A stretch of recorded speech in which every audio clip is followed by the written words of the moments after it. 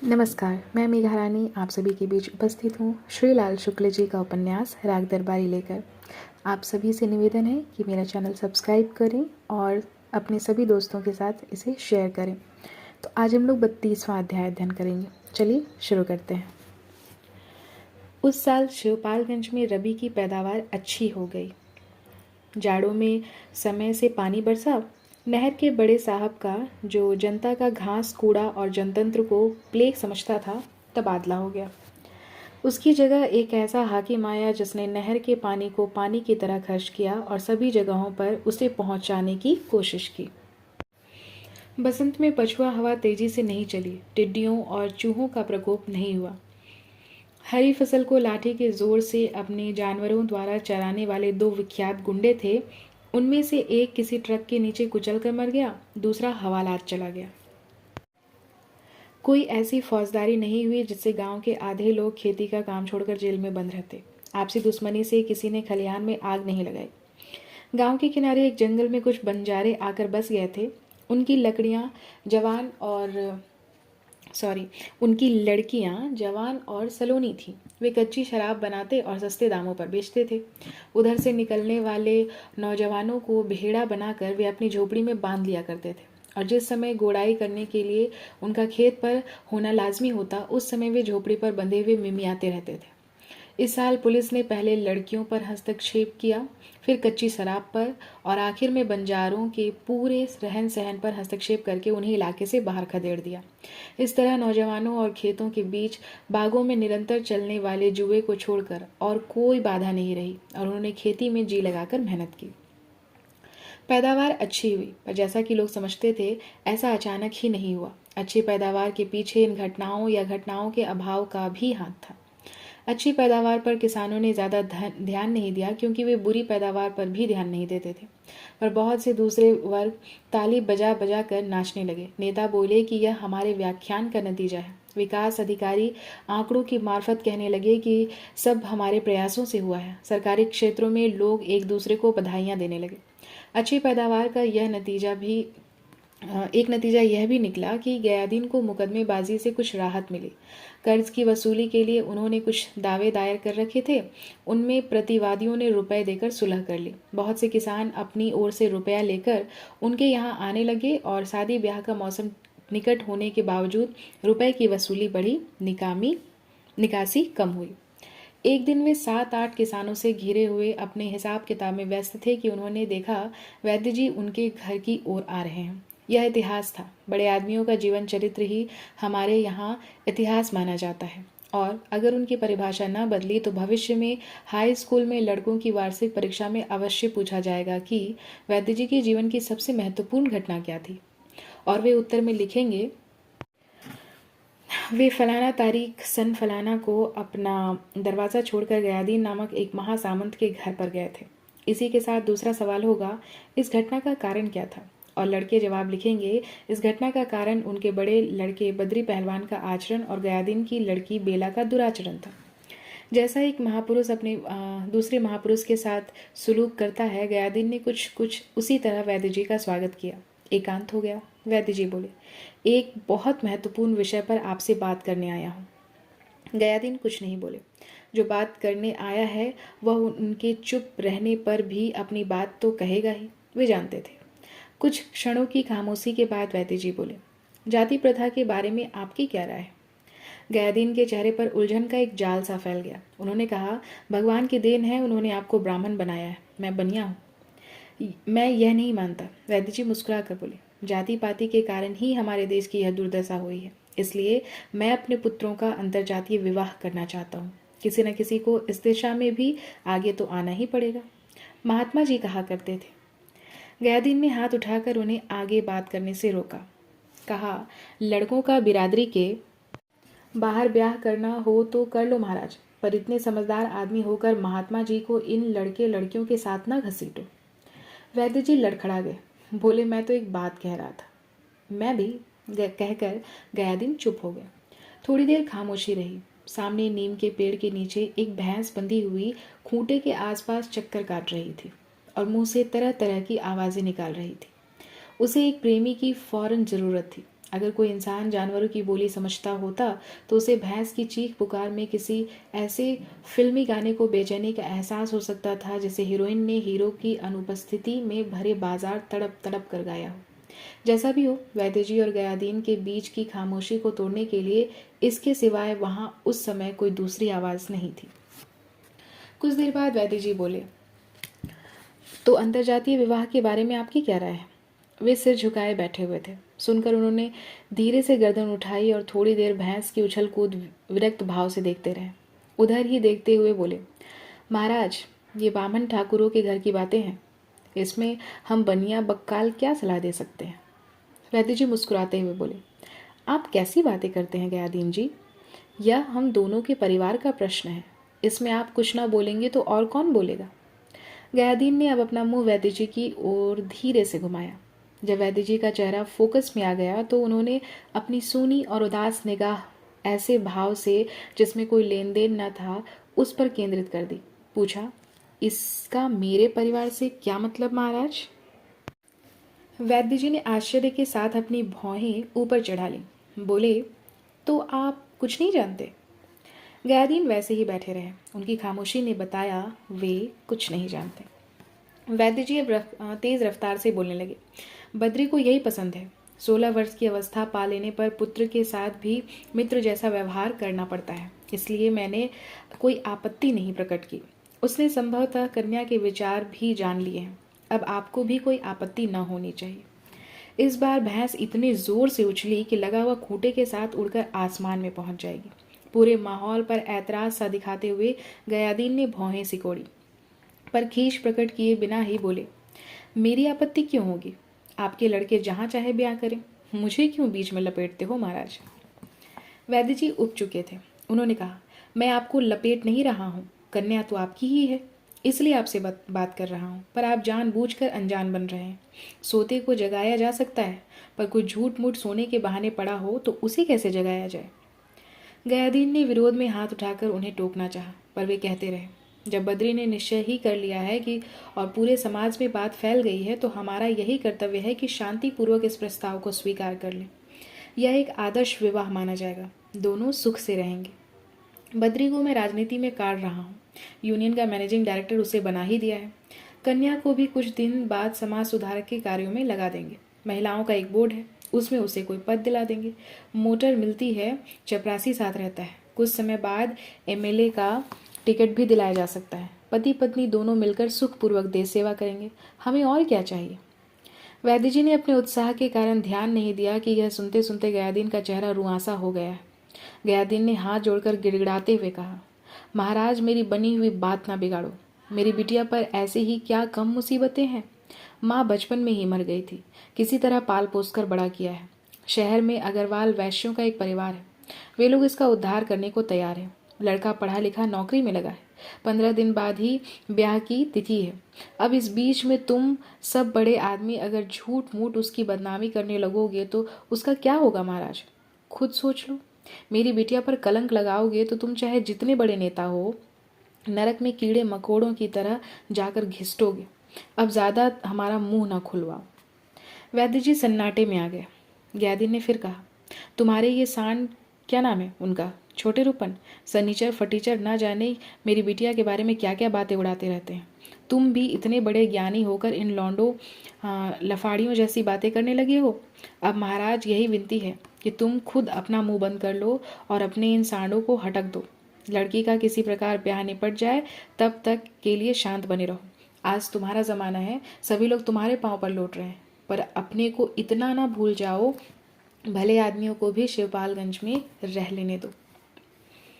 वैद्य जी चुपचाप बैठे हुए सुनते रहे। भैंस की उछल कूद को निर्विकार भाव से देखते रहने की भी एक हद होती है। उस हद तक पहुंचकर एक दहाड़ के साथ आसमान तक उछलने का उसका एक नया किंतु असफल प्रयास देखते हुए वे उठकर खड़े हो गए। चलते चलते बोले, आप अपने निर्णय के अनुसार कन्या का विवाह कर डालें और मेरे योग्य कोई सेवा हो तो बताएं। मेरी बात को भूल जाएं। मुझे गलत सूचना दी गई थी, इसका मुझे खेद है। पर गयादीन से बेला के भविष्य के बारे में उन्होंने जो सुना था उस पर उन्हें खेद न था। वे बहुत हल्के और प्रसन्न होकर वापस लौटे। वैद्य जी के चले जाने पर गयादीन थोड़ी देर तक उसी तरह बैठे रहे। उनका चेहरा चतुर आदमी जैसा नहीं लगता था, उस पर उलझन और परेशानी थी, जो पहली निगाह में देखने से जान पड़ता था भैंस की गर्मी को लेकर। पर इतिहास साक्षी है कि भैंसों ने आज तक मानव जाति को किसी भारी उलझन में नहीं डाला है। गयादीन की उलझन भी इस समय भैंस के कारण नहीं, बेला के भविष्य को लेकर थी। उन्होंने वैद्य जी से एक अधूरी बात को पूरी कहानी बनाकर कहा था। बेला की शादी अभी तय नहीं हुई थी। जो नौजवान शिवपालगंज में कुछ दिनों से बच्चे न पैदा करने से लाभ बताने के लिए आने लगा था, उसी को गयादीन ने दामाद की हैसियत से खरीदने की बात सोची थी। वे उससे मिलने के दूसरे दिन ही शहर जाकर उसके बाप से मिल आए थे।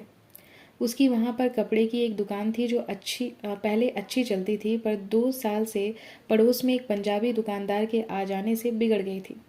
दुकान एक ऐसी सड़क पर थी जिस पर कुछ दूर आगे लड़कियों का एक कॉलेज और उससे भी कुछ आगे यूनिवर्सिटी थी। कई साल से कॉलेज और यूनिवर्सिटी की लड़कियां छोटे मोटे कपड़ों की खरीदारी नौजवान के बाप की दुकान पर करती आ रही थीं।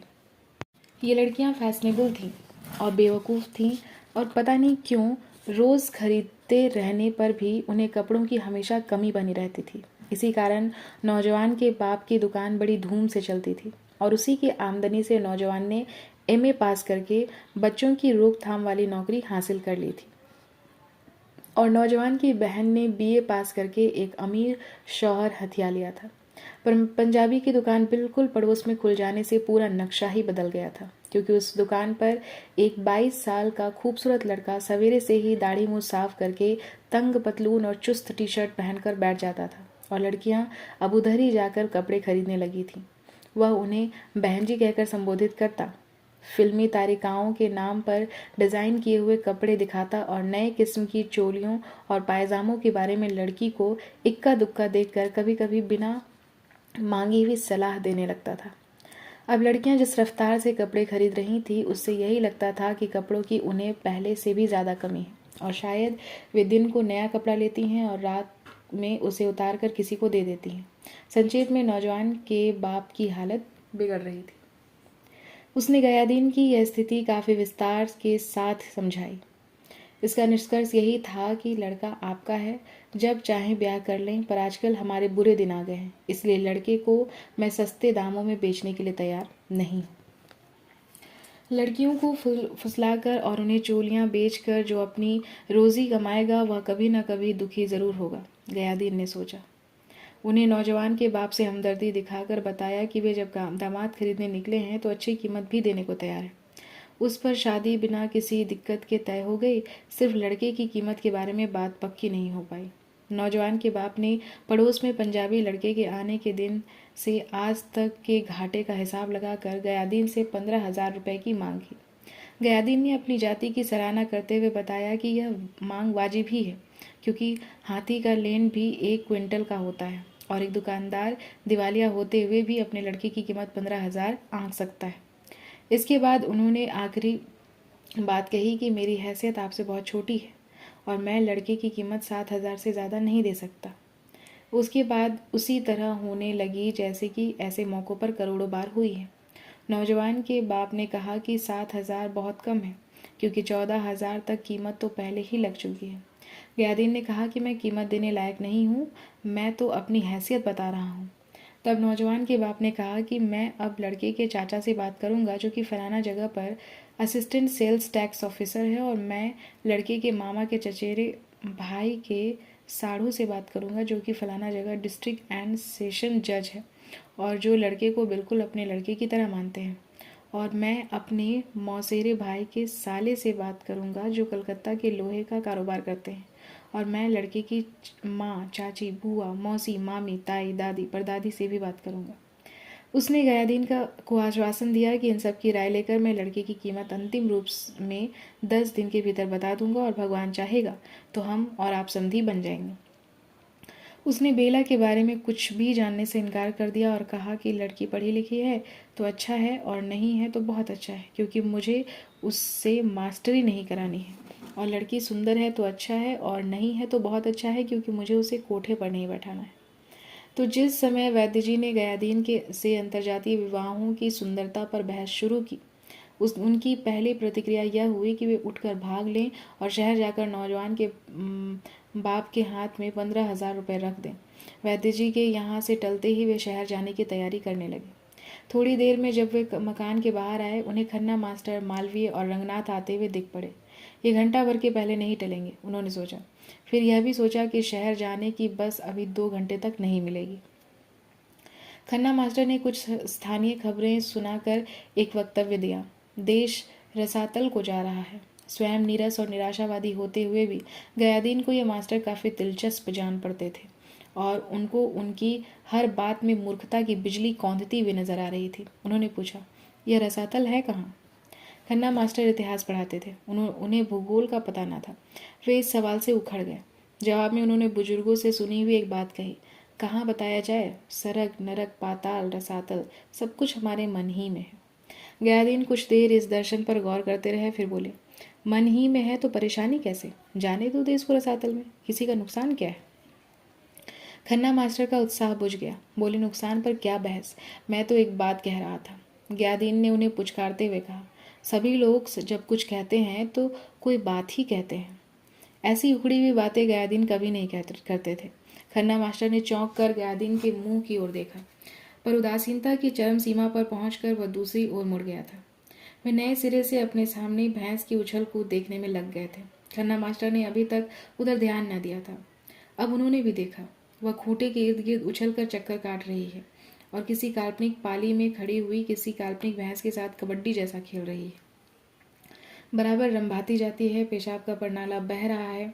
गयादीन ने धीरे से सांस खींची और इतने धीरे से कि किसी को उनकी सांस के चलने का सुबह ना हो, और अपना चेहरा घुमाकर खन्ना मास्टर के मुआयने के लिए पेश कर दिया। खन्ना मास्टर ने परिवार के आदमी की सी आत्मीयता दिखाते हुए कहा, भैंस गर्म हो रही है, इसका इंतज़ाम करवाइए। क्या इंतज़ाम करें? इलाके के सारे भैंस तो बधिया हो गए। रमजानी घोंसी के भैंसे को देखने के लिए आदमी भेज रहा है, 2 घंटे हुए लौटा ही नहीं है। भेज रखा है, 2 घंटे हुए लौटा ही नहीं है। खन्ना मास्टर ने उसकी बात काट कर कहा, AI करवाइए, AI। दिक्कत हो तो मुझसे कहिए। मवेशी डॉक्टर मेरा दोस्त है। मेरे फादर और उसके फादर। उनकी भी बात काटकर रंगनाथ ने AI का अर्थ पूछा। खन्ना मास्टर इस बात पर प्रसन्न हुए कि एक ऐसी बात भी है जो वे जानते हैं पर रंगनाथ नहीं जानता। उन्होंने कहा, आर्टिफिशियल इंसेमिनेशन। देखो इसे क्या कहते हैं? हिंदी में बड़ी आसान चीज़ है।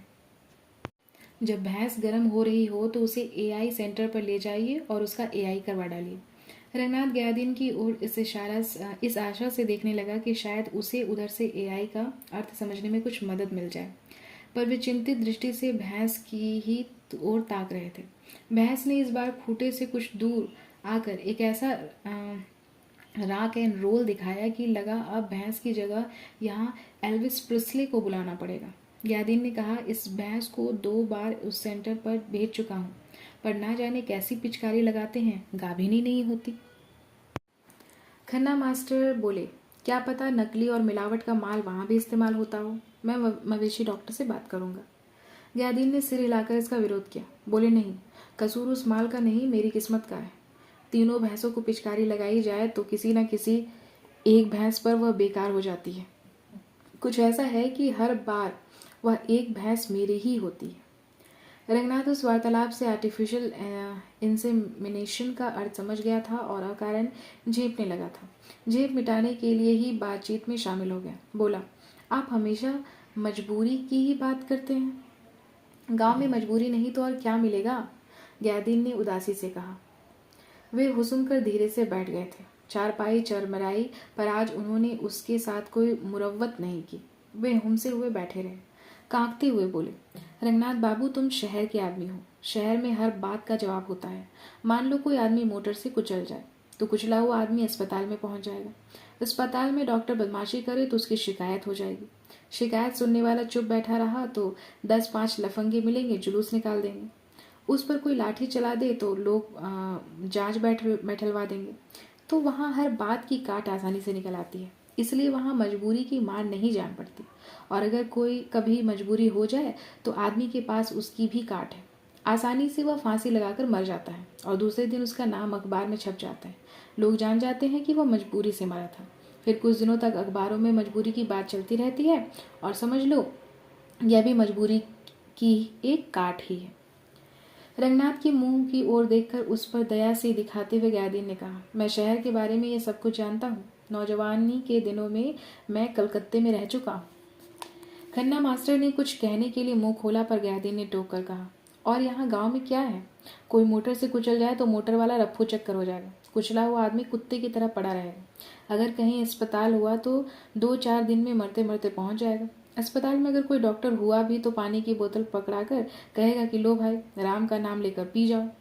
राम का नाम तो लेंगे ही, क्योंकि उनके पास देने के लिए दवा ही नहीं होगी भी तो चुरा कर बेचने के लिए पहले ही निकाल कर रख ली गई होगी। तभी तो कहा कि शहर में हर दिक्कत के आगे एक राह है और देहात में हर राह के आगे एक दिक्कत है। रंगनाथ ने कहा, शहर में बड़ी दिक्कतें हैं, पर वह सब सुनाने से क्या फायदा।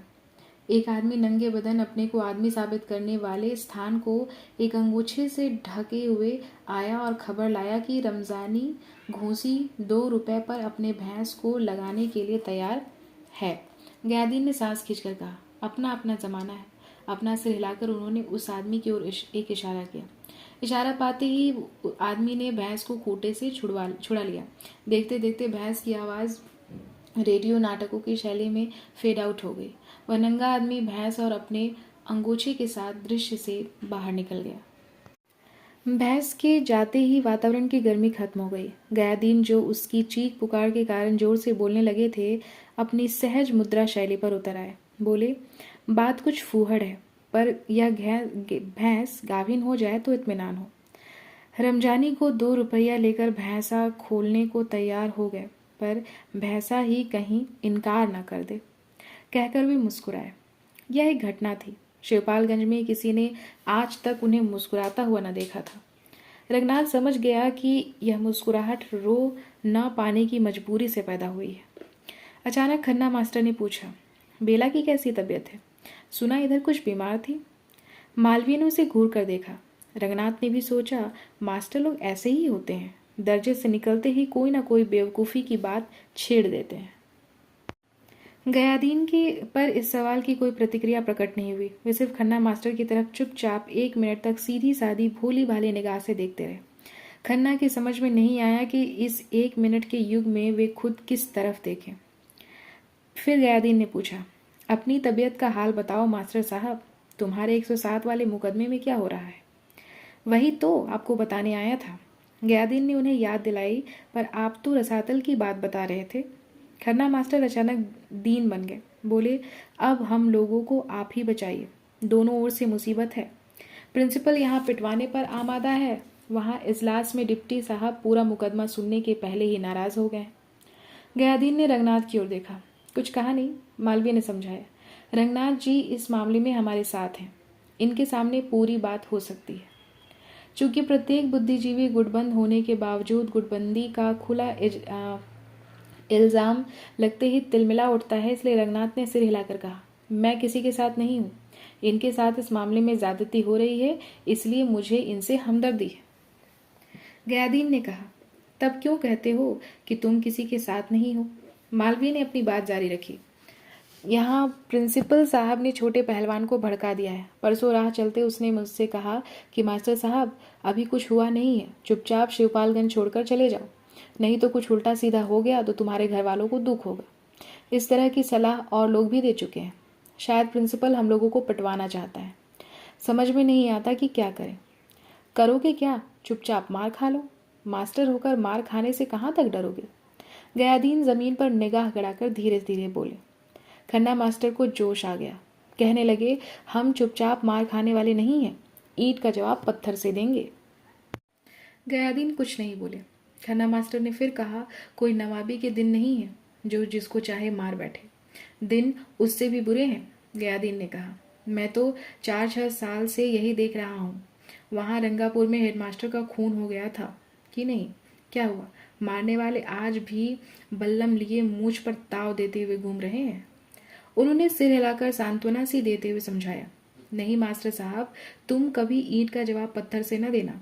प्रिंसिपल साहब और वैद महाराज के पास बहुत बड़ी ताकत है, चौपट हो जाओगे। इम्तिहान के दिनों में हर साल ना जाने कितने मास्टर लड़कों के हाथों पिटते हैं, तो क्या कर लेते हैं, खोपड़ी सहलाते हुए धीरे धीरे घर चले जाते हैं और बीबी से मांग कर एक गिलास पानी पी लेते हैं। कुछ थाने पर रिपोर्ट लिखा देते हैं और फिर दोबारा पिटते हैं। उन्होंने ढाढ़स बंधाते हुए कहा, अब तो यही हो रहा है। मास्टर होकर अब मारपीट से घबराना ना चाहिए। खन्ना मास्टर ठंडे हो गए, बोले, तो क्या करूं? उन्हीं का कहना मान लो, या तो 107 के मुकदमे में सुलह कर लो या शिवपालगंज छोड़कर भाग जाओ। यही तो रोना है। खन्ना मास्टर ने रोने की कोशिश की। प्रिंसिपल के पास सुलह का सुझाव भिजवाया था। वे कहते हैं कि सुलह भी इसी शर्त पर होगी कि शिवपालगंज छोड़कर चले जाओ। हर हालत में यहाँ से जाने को कहते हैं। बताइए इसके बाद क्या करूं? गयादीन सोचने लगे। काफी देर तक सोचकर और मत्थे की जरूरियों को भीतर समेटकर यह साबित करते हुए कि वे सोचने का काम खत्म कर चुके हैं, उन्होंने कहा, इसके बाद क्या करोगे मास्टर साहब? देश का नक्शा सामने फैलाकर देखना शुरू कर दो। शायद उसमें शिवपालगंज के आगे भी कोई जगह निकल आए। थोड़ी देर वे गुमसुम बैठे रहे। फिर जैसे गीली मिट्टी में कोई केचुआ अपने को तोड़ मरोड़ कर लकीरें बना बिगाड़ रहा हो, खन्ना मास्टर मुकदमे की पिछली पेशी का विवरण विस्तार से सुनाने लगे। दफा 107 के मुकदमे में पहले फरीक, यानी वे लोग जिनके झगड़ालू स्वभाव के बारे में पुलिस ने भविष्यवाणी की थी, खन्ना मास्टर, मालवीय और उनके साथ के 3 नौसिखिए मास्टर थे, जो प्रिंसिपल के गुट में न होने के कारण उनके खिलाफ मान लिए गए थे। दूसरे फरीक में वे थे जिनके बारे में खन्ना मास्टर ने मजिस्ट्रेट के सामने भविष्यवाणी की थी कि उन्हें उनसे अपनी जान व माल का खतरा है। एक वकील ने मजाक में यह भी कहा कि मास्टर के पास माल कहाँ होता है और मास्टर की जान की कीमत ही क्या है। पर मजिस्ट्रेट ने उस पर ध्यान दिए बिना दूसरे फरीक के खिलाफ भी समन निकाल दिया था। इसी दूसरे पक्ष में प्रिंसिपल साहब के अलावा उनके 2 भतीजे और भांजे थे, जो कॉलेज में पिछले 3 साल से मास्टरी कर रहे थे। पर लोग जिन्हें मास्टर मानने से इनकार करके प्रिंसिपल के भतीजे और भांजे के रूप में ही देखने के आदी हो गए थे। मुकदमे में खन्ना मास्टर को एक बहुत बड़ी कठिनाई का सामना करना पड़ा। पहले पक्ष की ओर से पुलिस विभाग के सभी अन्वेषक, इतिहासकार और सर्जक कलाकार लगभग यह प्रमाणित कर ले गए थे कि खन्ना मास्टर और उनके साथी झगड़ा करने वाले हैं। उधर वे खुद प्रिंसिपल के खिलाफ शिवपालगंज में उचित प्रमाण न मिल सकने के कारण किसी बढ़िया इतिहास का सृजन नहीं कर पा रहे थे। अतः एक दिन जब खन्ना मास्टर का वकील तथ्यों की कमी और तर्क की ज्यादती के सहारे प्रिंसिपल के विरुद्ध एक जोरदार बहस कर रहा था, तो इजलास ने सिर घुमाकर खन्ना मास्टर को कड़ी निगाह से देखा और पूछा, आप लोग अध्यापक हैं? जी हाँ। आपको शर्म नहीं आती? उन्हें अध्यापक होने के कारण शर्म तो हमेशा ही घेरे रहती थी, पर मालवीय जी इस समय यह मानने में हिचक गए। बोले, अध्यापक होने में शर्म की क्या बात है श्रीमान? अध्यापक होकर भी आप लोग लोफरों की तरह लड़ते हैं। 107 का मुकदमा चलने की नौबत आ गई है, आप लोगों को इसमें शर्म नहीं आती? मालवीय को इसका जवाब खोजने कहीं दूर नहीं जाना था। लड़ना किसानों, मजदूरों, व्यापारियों, भूतपूर्व जमींदारों आदि की ही बपौती नहीं, प्राणी मात्र का सहज गुण है। लड़ने की योग्यता इस पेशे या उस पेशे पर निर्भर नहीं है। अगर तुम लड़ने का नतीजा झेलने को तैयार हो तो तुम्हारी लड़ने की योग्यता पर बहस नहीं की जा सकती। मालवीय कह सकते थे, श्रीमान, संविधान में कहीं भी ऐसी व्यवस्था नहीं कि अध्यापकों को लड़ने पर रोक लगा दी गई और दूसरे वर्गों को खुली छूट दे दी गई हो। मालवीय ने कुछ ऐसी ही बात कहनी चाहिए, पर उन्हें अनुभव हुआ कि झिझक के मारे उनकी जबान तालू पर चिपक गई है। उन्होंने दांत निकालकर इजलास की डांट का स्वागत किया। इजलास ने बेरुखी के साथ अपनी बात दोहराते हुए अब अंतिम निर्णय दिया, आप लोगों को शर्म आनी चाहिए। खन्ना के वकील ने इजलास से कहा, श्रीमन, यही बात दूसरे फरीक से भी कह दी जाए। इजलास गुस्से में थी। गुर्राकर स्वाभाविक था कि अंग्रेजी में बोली, जरूर कह दी जाएगी, पर इन लोगों से मेरा कहना है, इन्हें अध्यापक होकर इस तरह का मुकदमा लड़ते हुए शर्म नहीं आती। मुझे तो यह मुकदमा सुनते हुए शर्म महसूस होती है। मैं सोचता हूँ विद्यार्थियों पर इसका क्या असर होगा। प्रिंसिपल साहब के वकील ने कहा, श्रीमन, यदि विरोधी पक्ष के मास्टरों को कसकर सजा दे दी जाए तो विद्यार्थियों पर इसका असर अच्छा ही होगा, क्योंकि वे जान जाएंगे कि गुंडागर्दी का नतीजा खराब होता है। पर इजलास अपनी ही तर्क श्रृंखला में उलझ गई थी। उसे अचानक शर्म ने घेर लिया था। अतः सब कुछ पीछे छोड़कर सारी बहस शर्म पर आ गई और पलटकर अध्यापक कितना सम्मानित प्राणी हुआ करता था उस दिशा में उलट गई। फिर एक से दूसरी चीज पर जाते हुए अध्यापकों में निष्ठा की कमी, संयमहीनता, देश का भविष्य आदि उन निराशावादी स्थितियों पर चली गई जिनका हवाला देकर साबित किया जाता है कि अध्यापकों को त्याग करना चाहिए और सब लोगों का काम आदर्शों को गिराना और अध्यापक का काम आदर्शों को उठाना है। यह समझकर थोड़ी तनख्वाह और बड़ी इज्जत के साथ उन्हें गांधी और नेहरू जैसे व्यक्तियों का सृजन करना चाहिए। इजलास जोश में थी। बचपन में अध्यापकों ने उसे हमेशा निम्न कोटि के विद्यार्थियों में शुमार किया था और उसे आज इन अध्यापकों को निम्न कोटि का आदमी साबित करने का मौका मिल गया था। इसलिए इन महत्वपूर्ण विषयों पर तर्क हो या ना हो, बड़े जोश के साथ वह उसी तरह बोलती रही जैसे लोग इजलास से बाहर बोलते हैं। दुनिया भर के सिद्धांतों के राजमार्ग पर चलकर इजलास का फैसला आखिर में फिर उसी सुरंग से बाहर निकला कि इन अध्यापकों को शर्म आनी चाहिए। खन्ना मास्टर को तो नहीं, पर उनके वकील को अंत में कहना पड़ा कि मैं सिद्धांत रूप में स्वीकार करता हूं कि हमें शर्म आनी चाहिए, पर दोनों पक्षों को बराबर बराबर आनी चाहिए। तब इजलास ने प्रिंसिपल को लताड़ना शुरू किया। उसका आशय यह था कि उसे शर्म आनी चाहिए कि वह इस तरह से प्रिंसिपल ही कर रहा है। अगर मैं प्रिंसिपल होता तो इस तरह के मास्टरों को एक दिन के लिए भी कॉलेज में बर्दाश्त न करता। मास्टरों में झगड़ा हो तो थाना कचहरी से क्या मतलब। होशियार प्रिंसिपल होता तो इस तरह के तत्वों को वह पहले ही से कॉलेज में न आने देता, और वे आ ही गए थे तो उन्हें निकाल बाहर करने में 1 मिनट की भी देर न करता। यह विद्यार्थियों के भविष्य का प्रश्न है, इसमें रियायत कैसी। पर आज के प्रिंसिपल भी क्या हो गए हैं मेरे ज़माने में। अब प्रिंसिपल साहब के वकील को भी कहना पड़ा कि मैं सिद्धांत रूप से स्वीकार करता हूं कि मास्टरों के साथ प्रिंसिपल साहब कमजोरी से पेश आए हैं और उनके विरुद्ध उन्होंने अब तक कड़ी कार्रवाई नहीं की है और ऐसा करने और न करने के कारण प्रिंसिपल को शर्म आनी चाहिए। इस बिंदु पर पहुंचकर इजलास ने खन्ना मास्टर से कहा कि यह तमाशा बहुत हो चुका है, अब यह झगड़ा खत्म होना चाहिए। या तो आपस में सुलह कर लो या कॉलेज छोड़कर बाहर चले जाओ, नहीं तो इस मुकदमे में मुझे फैसला लिखना पड़ेगा। इस पर दारोगा जी ने इजलास की दयालुता पर एक संक्षिप्त भाषण देते हुए कहा कि हुजूर फैसला ना लिखें, नहीं तो गजब हो जाएगा। जो भी हो, ये बेचारे मास्टर लोग हैं, बहकावे में आ गए हैं। आपने फैसला लिख दिया तो घपले में पड़ जाएंगे। आपने इतनी ताकीद कर दी, अब बहुत है। इन्हें सब काफ़ी समझा दिया गया है, समझ गए होंगे। अब मुझे विश्वास है कि सुलह हो जाएगी। इन्हें एक पेशी का मौका दे दिया जाए, तब तक सब ठीक हो जाएगा। हुजूर को फैसला ना लिखना पड़ेगा। रंगनाथ ने कहा, तो इसका मतलब यह हुआ कि। खन्ना मास्टर बोले, मतलब यह कि पेशे से लौटते ही प्रिंसिपल साहब ने मास्टर मोतीराम को हमारे पीछे लगा दिया है। अब तक वे चुपचाप साइंस पढ़ाते थे और अपनी आटा चक्की का काम देखते थे। अब परसों से वे हमें यही समझा रहे हैं कि मास्टरी के मुकाबले आटा चक्की खोल देने में ज़्यादा मुनाफा है। मुनाफे की बात करते हुए वे लकड़ी चीरने वाली आरा मशीन का भी जिक्र कर रहे हैं। कल शाम उन्होंने मालवीय जी के पान की दुकान चलाने का फ़ायदा समझाया। अब बताइए इसका क्या जवाब है। गयादीन ने जमाई लेकर कहा, सुलह कर लो। पर इसका मतलब। वह तो तुम बता चुके हो मास्टर साहब, सुलह शिवपालगंज छोड़ देने से ही हो तो वही करो। दिन रात की खिचखिच से क्या फ़ायदा, बेकार ही तो हो जाओगे। बेकारी उतनी बुरी चीज़ नहीं है, बेकार तो करोड़ों लोग हैं। असल चीज़ खिचखिच है, इससे दूर रहना चाहिए। रंगनाथ को अब तक शिवपालगंज में रहते हुए 6 महीने हो गए थे। उसकी तंदुरुस्ती अच्छी हो गई थी, जबान खराब हो गई थी, सही मौके पर चुप हो जाने और गलत जगह पर जोश दिखाने की आदत पड़ने लगी थी। इस झगड़े में वह कहीं नहीं है, यह मजबूरी उसके मन में हीनता भाव पैदा करने लगी थी। परिस्थिति के खिलाफ उसके मन में स्वाभाविक रोष भी पैदा होता था, पर वह हर हिंदुस्तानी के रोष की तरह बहस मुबाहसे के रास्ते निकल जाता था और बचा खुचा अच्छे खाने पीने से दब जाता था।